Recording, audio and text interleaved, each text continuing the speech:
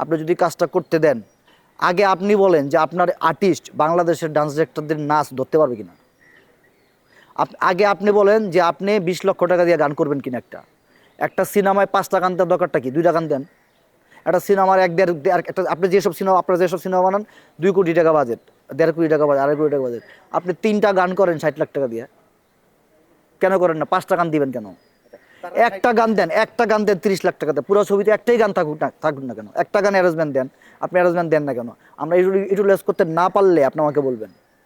আমরা যদি একসাথে 300 জন লোককে মানে কোরিওগ্রাফি করতে না পারি, 500 জন লোককে কোরিওগ্রাফি না করতে না পারে, যদি একসাথে বড় সেট মুভমেন্ট না করতে পারি, আপনারা সেট বানিয়ে দিবেন বড়, সেই সব সেটে যা আছে সব যদি এক্সপোজ না হয়, তখন আপনি আমাকে বলবেন যে মাইকেল হয় নাই কেন, পারো নাই কেন। ঠিক না? আপনি তো আমাকে দেন নাই, না দিয়ে বলতেছেন পারবে না। আপনি কতটুকু কনফিডেন্স রাখেন যে আমরা বাংলাদেশে কোরিওগ্রাফার পারবো না?